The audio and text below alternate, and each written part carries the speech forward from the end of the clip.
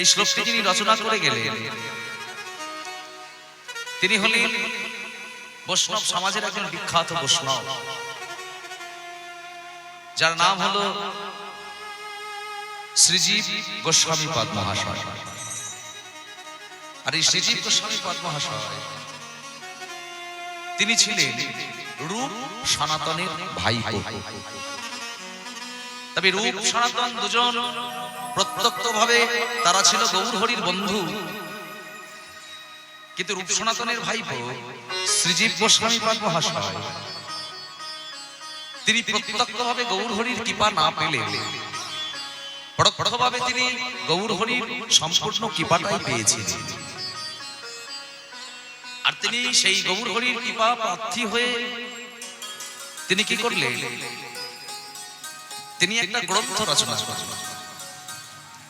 গ্রন্থটির নাম হলো ষট সংগত বা ছয় সংগত। একটা গ্রন্থ রচনা করে গ্রন্থটা যখন সমাপ্ত হয়ে গেল তখন তিনি মনে মনে চিন্তা করলেন যে গ্রন্থটা আমি কার চরণে উৎসর্গ করব। দেখবেন অনেক মানুষ আছেন যারা গ্রন্থ রচনা করেন, আর গ্রন্থ রচনা করার পরে তার প্রাণের যিনি মানুষ অর্থাৎ সব থেকে ভালোবাসার যিনি মানুষ তার চরণে উৎসর্গ করেন। যে কোনো গ্রন্থ আপনি প্রথমে খুললেই দেখতে পাবেন সেই গ্রন্থটা কাউকে না কাউকে উৎসর্গ করা আছে। তো শ্রীজীব গোস্বামী পাদ তিনি ষট সংগত বা ছয় সংগত যে গ্রন্থটি রচনা করলেন, এই গ্রন্থটি রচনা করে মনে মনে চিন্তা করলেন এই গ্রন্থটি আমি কার চরণে উৎসর্গ করব। তো তিনি ভাবলেন যে চৈতন্য মহাপ্রভু হলো আমার সব থেকে প্রাণের মানুষ, চৈতন্য মহাপ্রভু হলো আমার সব থেকে ভালোবাসার মানুষ। তো এই গ্রন্থখানা আমি সেই চৈতন্য মহাপ্রভুর নামে উৎসর্গ করব। আর উৎসর্গ করতে গিয়ে উৎসর্গ পত্রে তিনি এই শ্লোকটি লিখে দিলেন, অন্ত কৃষ্ণ বহি গৌরাম দর্শিতাং গতি বৈভবম যজ্ঞৈ সংকীর্তন প্রাজ্ঞৈ শ্রী কৃষ্ণ চৈতন্য মহাশ্বেতা। দেখুন, যারা বড় বড় মহান মানুষ হয় তারা তাদের গুণটা মানুষের কাছে প্রকাশ করে যায়। তো এই শ্রীজীব গোস্বামী পাদ তিনি বললেন কলিহত জীবকে যে কলিতে যে ভগবানকে আমরা পেয়েছি সেই ভগবানের স্বরূপটা কেমন আর সেই ভগবানের আরাধনাটা কি। তাহলে ভগবানের স্বরূপটা কেমন না, অন্ত কৃষ্ণ বহি গৌরম, অর্থাৎ কলিযুগের যিনি ভগবান তার ভিতরটা হলো কালো আর বাইরেটা হলো গৌর বর্ণ মানে ফর্সা। এখানে গৌর বলতে কোনো বিশেষ বা ব্যক্তিকে বোঝানো হচ্ছে না, এখানে গৌর বর্ণ বলতে বোঝানো হচ্ছে যিনি কালো নন মানে পরিষ্কার বা ফর্সা।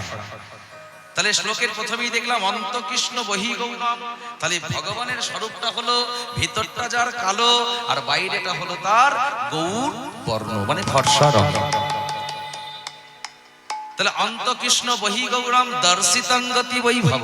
এখানে দর্শিতং বলতে আমরা কি বুঝি, এখানে দর্শিতং বলতে আমরা কি বুঝি, দর্শিতং গতি বৈভবম বলতে আমরা কি বুঝি। এখানে অনেক সময় আমরা বলি না যে এই মানুষটা বিষয় বৈভবে ডুবে আছে, এখানে কিন্তু সেই বিষয় বৈভবের কথা বলা হচ্ছে না। এখানে বৈভব কথার অর্থটা যদি সন্ধি বিচ্ছেদ করি, বিভু মানে হলো ঈশ্বর আর বৈভব মানে হলো যিনি ঐশ্বরিক শক্তির অধিকারী। অর্থাৎ কলিযুগের যিনি ভগবান এলেন তিনি বিভিন্ন বৈভব মানে ঐশ্বরিক শক্তির অধিকারী হয়ে তবেই তিনি কলিযুগে এসে জন্ম নিলেন। তাহলে সেই ভগবানের স্বরূপটা আমরা বুঝতে পারলাম। তাহলে সেই ভগবানকে আমরা আরাধনা করব কিসের দ্বারা, যজ্ঞৈ সংকীর্তন কৈষ্মৈ। সেই ভগবানকে আমরা যজ্ঞের দ্বারা আরাধনা করব। সেই যজ্ঞটা কি যজ্ঞ, এই কলিযুগে যজ্ঞ বলতে একমাত্র সেই যজ্ঞই বোঝানো হয় যে যজ্ঞের মাঝে আজকে আমরা সকলে মিলে এসে উপস্থিত হয়েছি। বলে যে অশ্বমেধ যজ্ঞ, নরমেধ যজ্ঞ, গোমেধ যজ্ঞ, যে যজ্ঞের নাম শুনেছি কলিযুগে কিন্তু সেই যজ্ঞের কথা বললেন না। এই যজ্ঞগুলো আর যে 3টি যুগ চলে গেছে সেই যুগে হয়ে গেছে। কলিযুগে কিন্তু সেই যজ্ঞের কথা বললেন না। কলিযুগে যদি যজ্ঞ করতেই হয় তাহলে একমাত্র যজ্ঞ হলো হরিনাম সংকীর্তন রূপী যজ্ঞ। নিতাই গৌর হরি বল। এই দেখুন যে যজ্ঞটা কাল থেকে চলছে, এটা কিন্তু একটা বড় যজ্ঞ, মহতী যজ্ঞ। আর কলিযুগে সর্বশ্রেষ্ঠ যজ্ঞই হলো এই হরিনাম সংকীর্তন রূপী যজ্ঞ। তাহলে কলিযুগের যে ভগবানকে আমরা পেলাম সেই ভগবানকে কিসের দ্বারা আরাধনা করব? না হরিনাম সংকীর্তন রূপী যজ্ঞের দ্বারা আরাধনা করব। তবে সেই ভগবানের নামটা কি? না যজ্ঞৈ সংকীর্তন প্রাজ্ঞৈ শ্রী কৃষ্ণ চৈতন্য মহাশ্বেতম। অর্থাৎ কলিযুগের যে ভগবানকে আমরা পেলাম সেই ভগবান হলেন শ্রী কৃষ্ণ চৈতন্য মহাপ্রভু।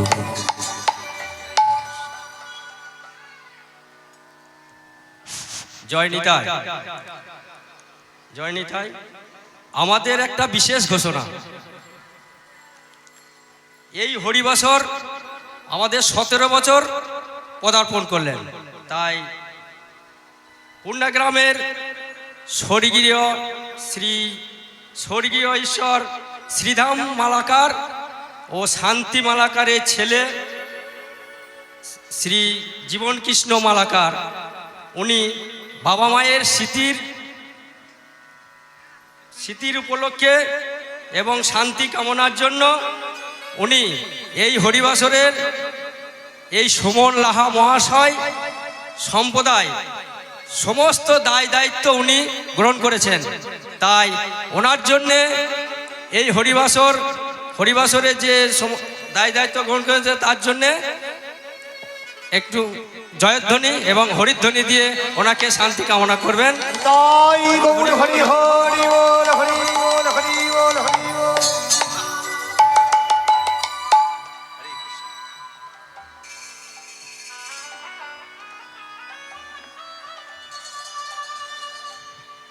জয় নিতাই।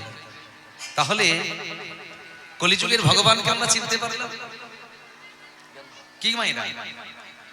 তাহলে কলিযুগের ভগবানের স্বরূপটা হলো কি? ভগবানের স্বরূপটা বললাম, আর সেই ভগবানের নামটা হলো শ্রী কৃষ্ণ চৈতন্য মহাপ্রভু। তাহলে সব থেকে আর একটা মজার ব্যাপার হলো কি জানেন? এই যে শ্লোকটাকে অনুকরণ করে শ্রীজীব গোস্বামী এই শ্লোকখানি রচনা করলেন, এই শ্লোকটা হলো ভাগবতের 10ম স্কন্ধে 11 অধ্যায়ের একটা বিখ্যাত শ্লোক। ভাগবতের 10ম স্কন্ধে 11 অধ্যায়ে নিমি রাজা বলে একজন রাজা ছিলেন। ধরতে নয় হস্যিকার আর ময় হস্যিকার, নিমি রাজা। আর সেই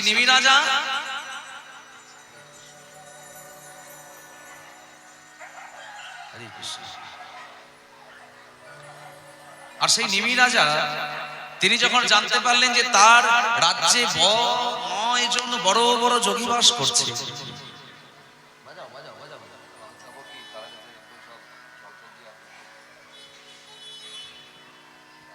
সেই নিমি রাজা যখন জানতে পারলেন যে তার রাজ্যে 9 জন বড় বড় যোগী বাস করছে, তখন তিনি মনে মনে করলেন যে সেই 9 জন যোগীকে যদি আমি একটু আমার রাজসভায় আনতে পারতাম, আর সেই 9 জন বড় বড় যোগীর চরণের ধুলি যদি আমার রাজসভায় পড়তো, তাহলে আমার রাজসভাটা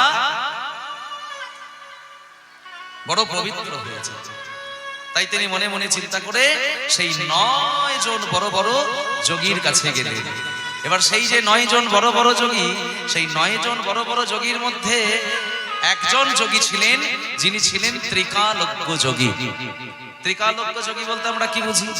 না, যিনি বর্তমান, ভূত এবং ভবিষ্যৎ সবটাই বিচার করে বলে দিতে পারেন, আমরা তাকেই বলি ত্রিকালজ্ঞ যোগী। হরে কৃষ্ণ। তাহলে যিনি বর্তমান, ভূত এবং ভবিষ্যৎ সবটাই বিচার করে দিতে পারেন, আমরা তাকেই বলি ত্রিকালজ্ঞ যোগী। তা সেই 9 জন যোগীর মধ্যে যিনি ত্রিকালজ্ঞ যোগী ছিলেন, তার নাম ছিল করভাজন মুনি। তাহলে তার নাম করভাজন মুনি কেন হলো? না, তিনি কোনোদিন কোনো পাত্রের মধ্যে খাবার নিয়ে গ্রহণ করতেন না। তিনি আহার করলে পারে তিনি তার হাতের মধ্যে খাবার নিয়ে তিনি আহার করতেন। তাই তার নাম হয়েছিল করভাজন মুনি। আর এই করভাজন মুনি তিনি ছিলেন ত্রিকালজ্ঞ। আর সেই করভাজন মুনি আর 9 জন বড় বড় যোগী এসে যখন নিমিরাজা রাজসভায় আলোকিত করে বসলো, এমন সময়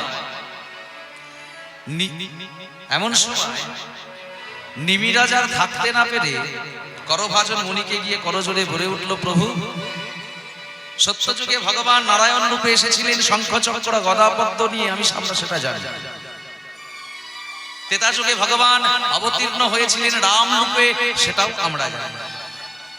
দাপর যুগে ভগবান আবির্ভূত হয়েছিলেন বৃন্দাবনের নবঘন কৃষ্ণ রূপে, সেটাও আমরা জানি।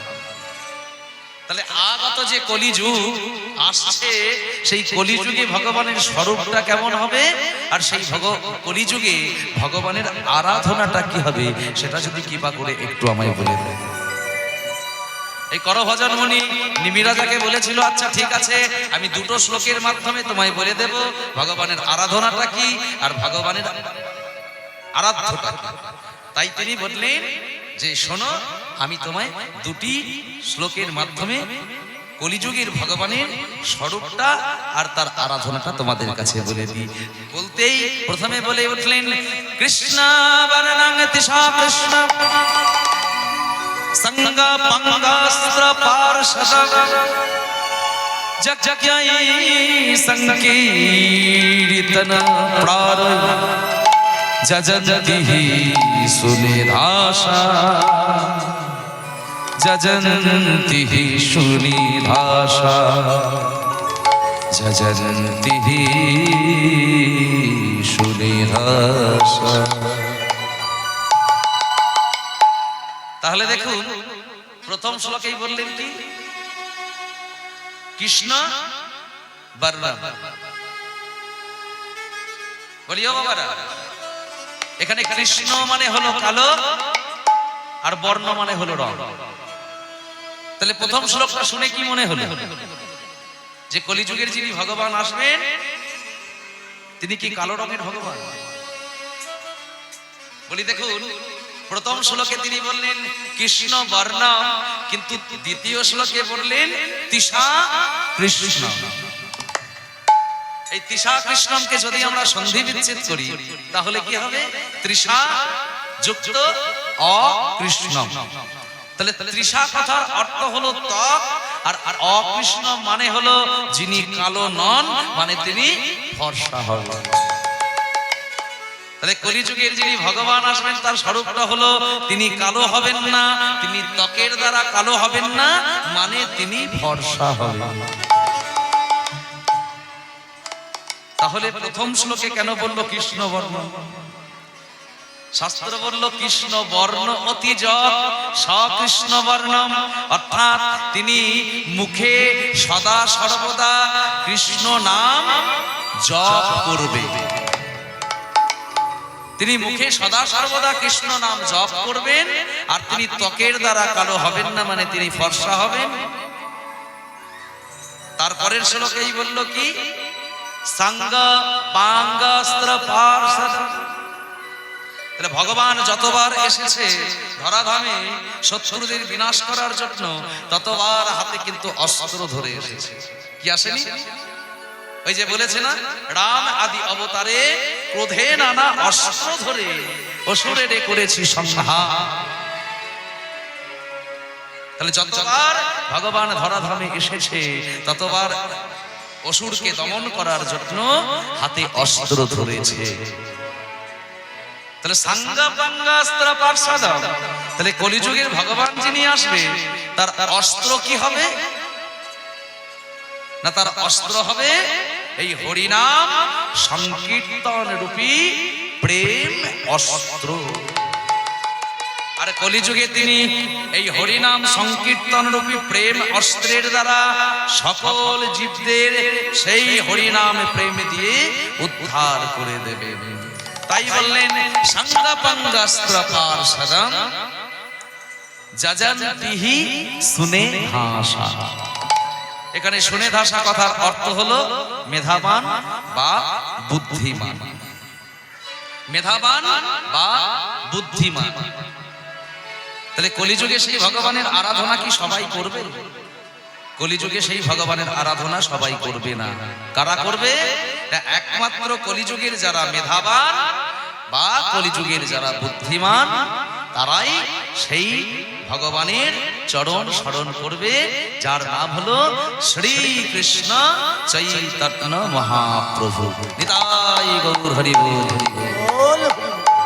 আর সেই শ্রীকৃষ্ণ চৈতন্য মহাপ্রভুর চরণে প্রণাম জানিয়ে আজকে আমরা আস্বাদন করব শ্রী শ্রী ভগবানের রাধারানীর কলহন্তরিতা মা। দেখুন, সেই বৃন্দাবনে রাধা কৃষ্ণ মিলিত বিগ্রহ গৌর হয়ে এসেছে। আর সেই গৌর হয়ে এসে কখনো রাধা ভাব, কখনো বা কৃষ্ণ ভাব, একই অঙ্গে দুই অঙ্গ বিরাজ করছে তো বাবা। তাই কখনো রাধা ভাব, রাধা ভাবে কৃষ্ণ কৃষ্ণ বলে কাঁদছে, আবার কখনো কৃষ্ণ ভাবে ভাবিত হয়ে রাধা রাধা রাধা রাধা বলে কাঁদছে। কিন্তু আজকে গৌর হরির ভাবটা হলো সেই রাধা ভাবে বিভাবিত হয়ে আজকে কৃষ্ণ কৃষ্ণ বলে কাঁদছে নদিয়ার মাটিতে। আর সেই ভাবটা কেমন না, মানবী রহজরে বহু বেল ভোর ও রাঙা নয়নে বহে তপত হিল। অর্থাৎ বৃন্দাবনে রাধারানী যেদিন কৃষ্ণ হারা হয়ে মান করে বসে বসে কেঁদেছিলেন, আজকে সেই বৃন্দাবনের কথা মনে পড়ে যেতে আজকে তিনিও ওই গম্ভীরার মধ্যে বসে বসে রায় রামানন্দের কণ্ঠটা জড়িয়ে ধরে কাঁদছেন আর বলছেন, আরে মোর আরে মোর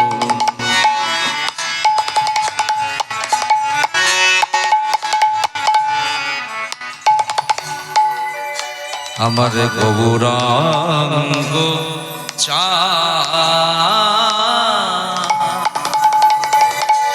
আরে মানা আরে মারো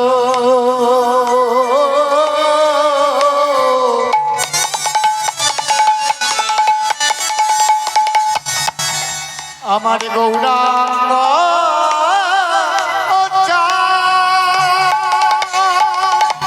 আহারে মোর আরে মোর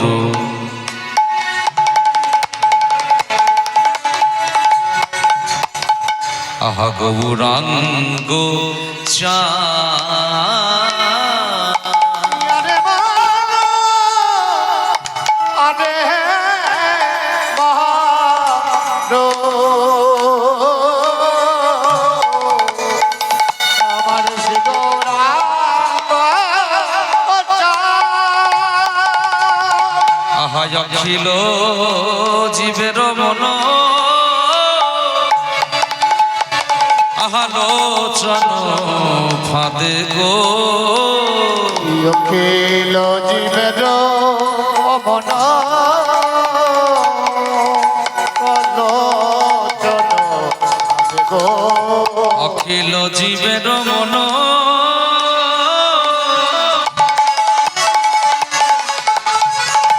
লোচন ফাঁদে গো অখিল জীবের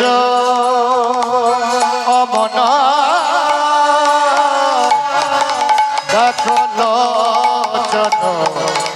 গো যেন ফাঁদে পেতেছে গো, আদে পেতেছে গো ফাঁদে পেতেছে গো, আদে পেতেছে গো ভক্ত নয়ন খণ্ডে ধরবে বলে ফাঁদে পেতেছে গো, ভগবানকে ধরিলে বলে ফাঁদে পেতেছে গো ভক্ত নয়ন খণ্ডন ধরবে বলে ফাঁদে পেতেছে গো, ধরিলে বলে ফাঁদে পেতেছে গো নয়ন খণ্ডন ধরবে বলে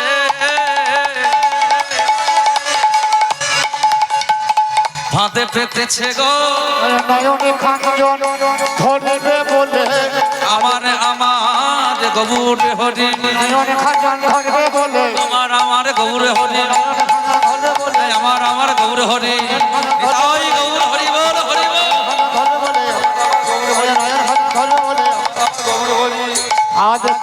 পেতেছে গো।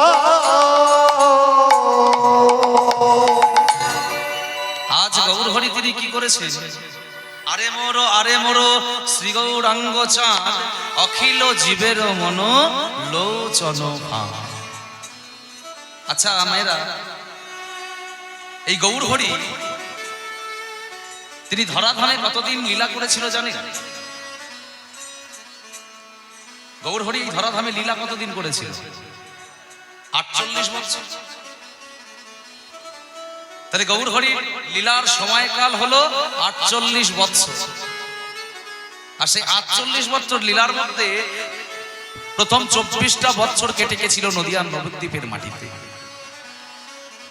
নদিয়া নবদ্বীপের মাটিতে 48টা বছরের মধ্যে 24টা বছর কেটে গিয়েছে। তার কারণ হলো 24 বছর বয়সে তিনি সন্ন্যাস গ্রহণ করেছিলেন। আর 24 বছর বয়সে সন্ন্যাস গ্রহণ করে বাকি 24টা বছর কেমন ভাবে কেটেছিল জানেন? প্রথম 6টা বছর ওই পুরীর সিংহদ্বারে উদ্দণ্ড হরিনাম সংকীর্তনে নৃত্য করেছিলেন। জগন্নাথ যে পুরীধাম, পুরীর সিংহদ্বারে তিনি 6টা বছর উদ্দণ্ড হরিনাম সংকীর্তনে নৃত্য করেছিলেন। আর কি করেছিলেন? আরো 6টা বছর তিনি বিভিন্ন জায়গায় ঘুরে ঘুরে তিনি যত পাপী তাপী ছিল সকলকে তিনি হরিনামে উদ্ধার করেছিলেন। তাহলে কত বছর হলো? 6 বছর আর 6 বছর 12 বছর হলো। তাহলে আর থাকে 12টা বছর। এই 12টা বছর ওই পুরীতে গম্ভীরা, আপনারা চেনেন? যদি কেউ গিয়ে থাকেন দেখতে পাবেন যে গৌরহরি যে গম্ভীরার ভিতরে বসে বসে 12টা বছর কাটিয়েছিল, যেটার নাম হলো গম্ভীরা। সেই গম্ভীরার মধ্যে 3.5 হাত ঘর, 3.5 হাত মানুষ আর 3.5 জন ভক্ত নিয়ে 12টা বছর ধরে কখনো কৃষ্ণ কৃষ্ণ বলে কেঁদেছিলেন, আবার কখনো রাধে রাধে বলে কেঁদেছিলেন। এই 12টা বছর ধরে দুটি রস আস্বাদন করেছিলেন। একটা হলো মাথুর বিরহ, আর একটা হলো এই যে আমরা যে লীলাটা আস্বাদন করছি, কি নাম? মান ও বিরহ। গম্ভীরার যে ঘরটা ছিল সেই ঘরের আয়তনটা ছিল 3.5 হাত। কিন্তু গৌরহরি তিনি 3.5 হাতের থেকেও কিন্তু তিনি নিজের হাতে 3.5 হাত ছিলেন, কিন্তু মানুষটা তো তিনি অনেক লম্বা ছিলেন। কাজে ঘরের মধ্যে শীতের দিনে বাইরের দিকে পা করে ঘরের দিকে মাথাটা করে ঘুমাতেন। গায়ে থাকতো শুধু একটা বহির্বাস, মাটির মধ্যে কিচ্ছু পারতেন না। ওই ঠান্ডা মাটির মধ্যে শীতের দিনে পাটা বাইরের দিকে বের করে মাথাটা ভেতরের দিকে করে ঘুমাতেন। তাহলে চিন্তা করুন গৌরহরি যে সন্ন্যাস গ্রহণ করেছিলেন সেই সন্ন্যাস কেমন।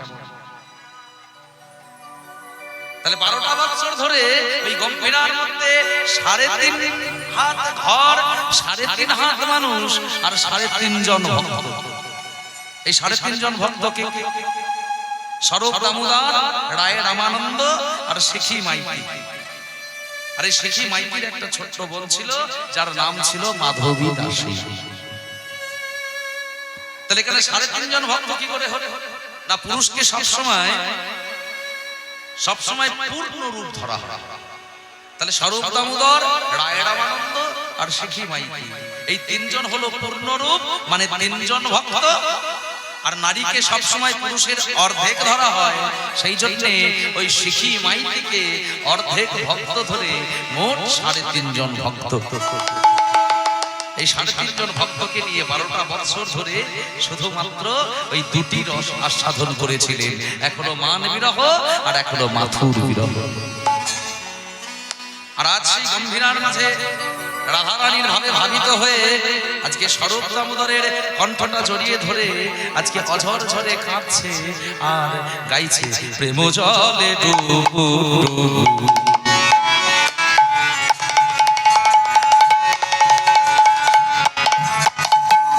আমার আমার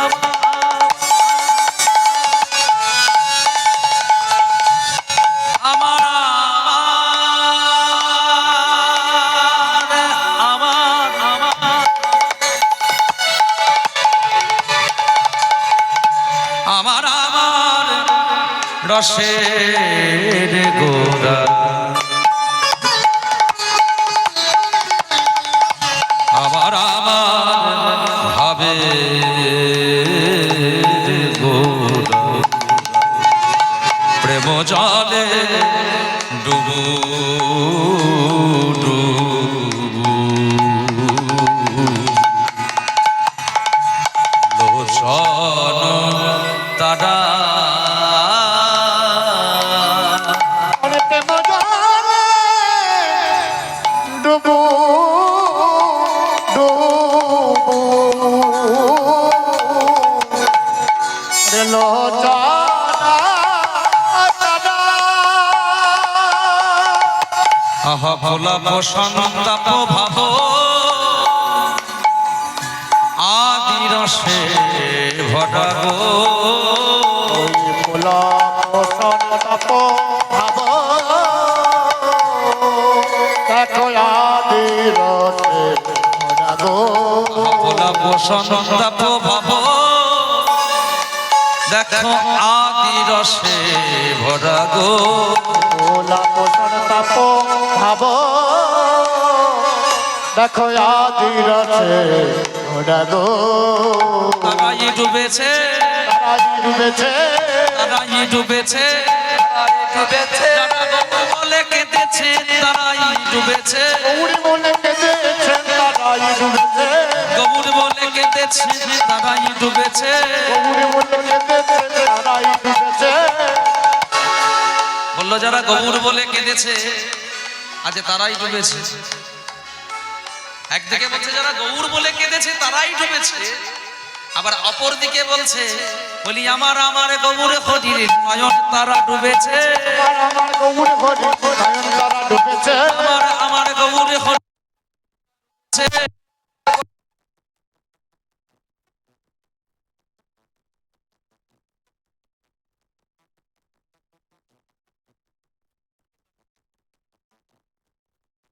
মানুষ যখন কাঁদে তখন কি হয় একটা মানুষ যখন তখন নয়ন জন্য বলেছে আজকে গৌর হরি যখন কাঁদছে তখন নয়নে তারা ডুবেছে নয়ন তারা ডুবেছে তারা ডুবেছে তারা ডুবেছে আমার আমার গৌর হরি নয়নে তারা ডুবেছে আমার গৌরী হরি নয়ন তারা ডুবেছে আমার আমার গৌর হরি নয়নে তারা ডুবেছে হা কৃষ্ণ বলে তাই গৌর হরি বল। আমার গৌর হরি আমার গৌর হরি হা কৃষ্ণ বলে আমার গৌর হরি হা কৃষ্ণ বলে আমার গৌর হরি নয়ন তারা ডুবেছে হা কৃষ্ণ বলে আজকে গৌর হরির নয়ন তারাটা ডুবে গেছে আর সেই নয়ন তারা যখন ডুবেছে অঝর ঝরে যখন গৌর হরি কাঁদছে তখন আজ স্বরূপ দামোদরের কণ্ঠটা জড়িয়ে ধরেছে আর স্বরূপ দামোদরের কণ্ঠটা জড়িয়ে ধরে বলছে স্বরূপ দামোদর আমি যদি জানতাম যে আজকে আমার এই কুঞ্জ ছেড়ে প্রাণ গোবিন্দ চলে যাবে তাহলে আমি কি করতাম জানিস হ্যাঁ আমি সেই পথে দাঁড়াতাম সেই পথে দাঁড়াতা সেই পথে দাঁড়াতাম সেই পথে দাঁড়াতা পথে আমার কৃষ্ণ গেছে সেই পথে দাঁড়াতাম পথে আমার কৃষ্ণ গেছে সেই পথে দাঁড়াতা যে পথে আমার কৃষ্ণ গেছে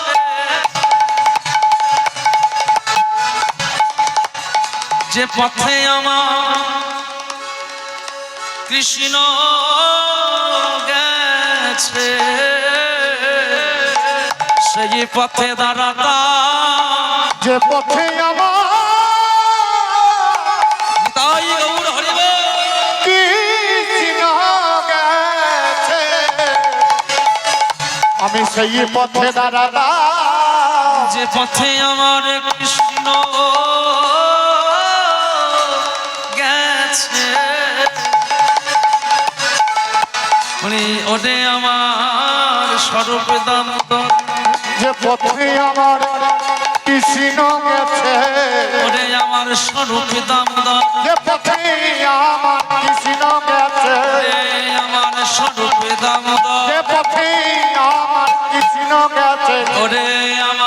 স্বরূপে দামোদর যে পথে আমার কৃষ্ণ গেছে ওরে আমার স্বরূপে দামোদর পথে আমার কৃষ্ণ গেছে ওরে আমার স্বরূপে দামোদর যে পথে হৃদয় গৌর হরি বল হরি বল যে পথে আমার কৃষ্ণ গেছে আমি সেই পথে দাদা আজ অঝর ঝরে কাঁদছে আর বলছে আজকে যদি আমি জানতাম যে আমার কুঞ্জ ছেড়ে গোবিন্দ চলে যাবে তাহলে আমি আজকে গিয়ে সেই পথটাকে বাহু প্রসারে বাধা দিয়ে দাঁড়াতাম, আমি আমার গোবিন্দকে যেতে দিতাম। আবার কণ্ঠটা জড়িয়ে ধরে বলছে আমি কেন মান করলাম? আমি যদি এমন মান না করতাম তাহলে আজ তো আমি কৃষ্ণ হারা হয়ে কৃষ্ণ কৃষ্ণ বলে কাঁদতাম না, আমাকে কাঁদতে হতো। সঙ্গে সঙ্গে বললো স্বরূপ দামোদরের কণ্ঠটা জড়িয়ে ধরে বললো ওরে স্বরূপ তাহলে তোকে একটা কথা বলি শোন। সেই কথাটা কি জানিস? সেই কথাটা হলো কি না, সেই কথাটা হলো আজ কাঁদিয়া কয় পুন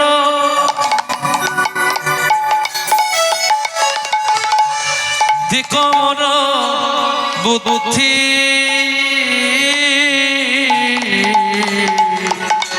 কাদিয়া কহয়ে পুনা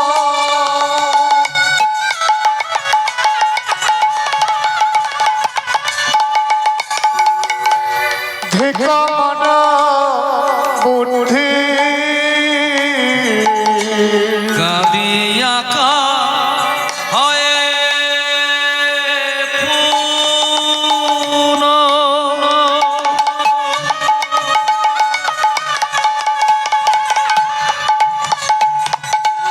ধিকমর বুদ্ধি কাদিয়া কহয়ে পুনা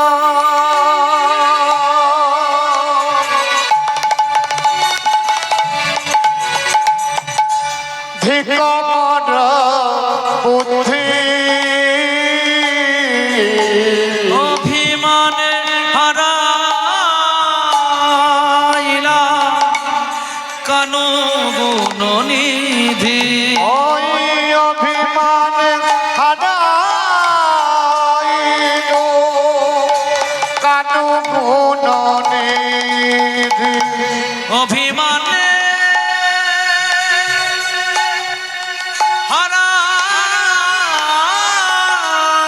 হারাইলা প্রাণের কানু গুণ নিধি অভিমানে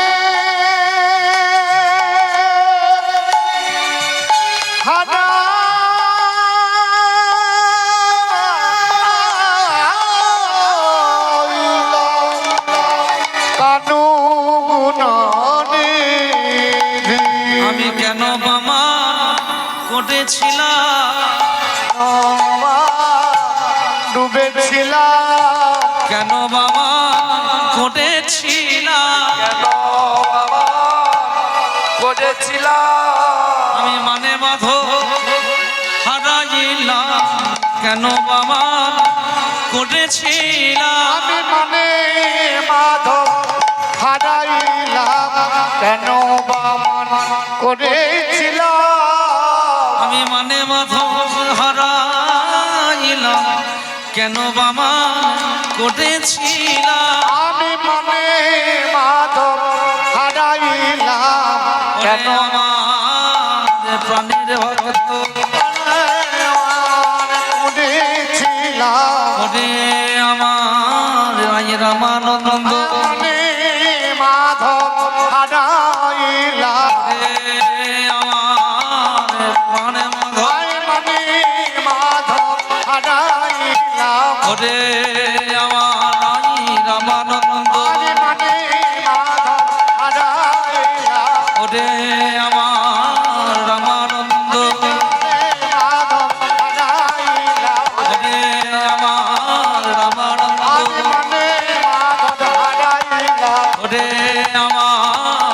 রামানন্দ মানে মাধবে হারাইলা হরে আমার রামানন্দ মানে হরি বল হরি বল হরি বল আমার রামানন্দ মানে মাধবে হারাইলা কেন বাবা করেছিলা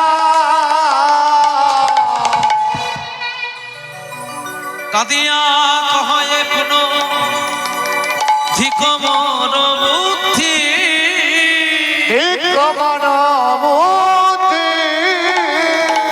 অভিমানে হারাইলা প্রাণের কানু গুণনিধি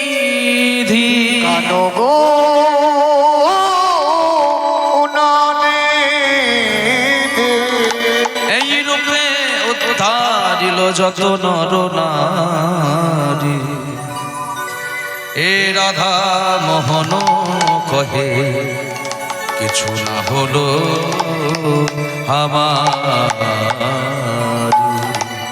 আহানা হলো হামারি রে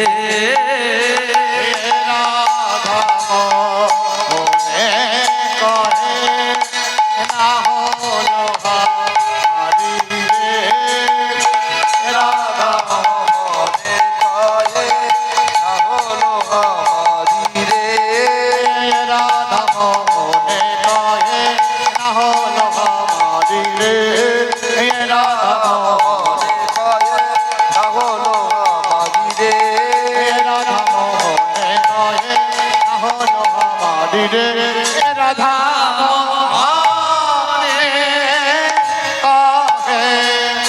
না হলো মারি রে রাধা মনে जाओ तारे गड्ढा दड़ गड्ढा तक जाओ तारे गड्ढा दड़ गड्ढा जाओ तारे गड्ढा दड़ तक दड़ गड्ढा तक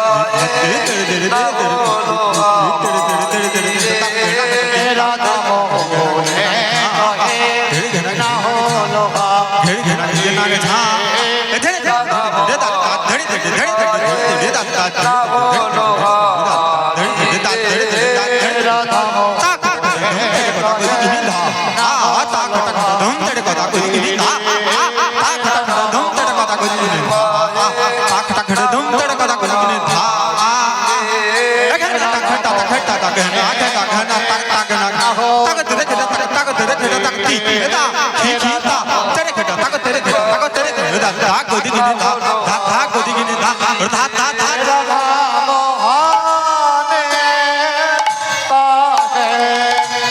ना होलो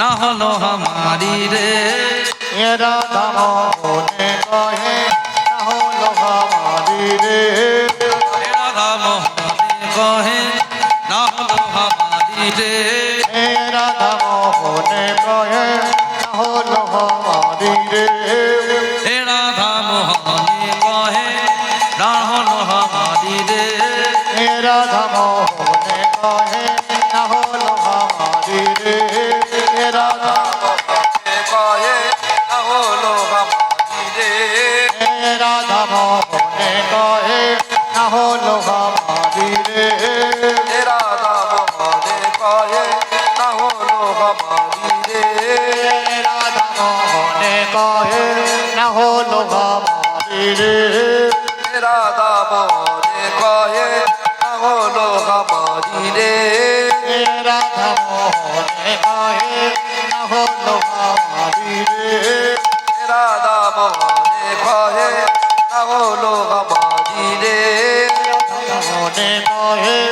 হলো আমারি রে রাধা মোহনে কয়ে না হলো আমারি রে রাধা মোহনে কহে না হলো আমারি রে রাধা মোহনে কয়ে না হলো আমারি রে রাধা মোহনে কহে না হলো আমারি রে রাধা মোহনে কয়ে না হলো আমারি রে রাধা মোহনে কহে না হলো আমারি রে রাধা মোহনে কয়ে না হলো আমারি রে রাধা মোহনে কহে না হলো আমারি রে রাধা মোহনে কয়ে না হলো আমারি রে রাধা মোহনে কহে না হলো আমারি রে রাধা মোহনে কয়ে না হলো আমারি রে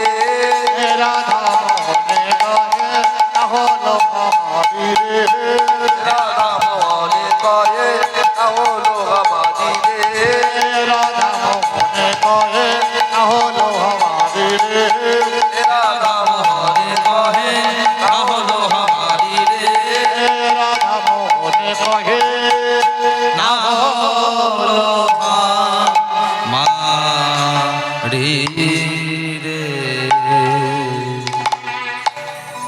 জানি তাই এতক্ষণ আমরা নদিয়া নবদ্বীপের মাটিতে ছিলাম আর এবার মিলে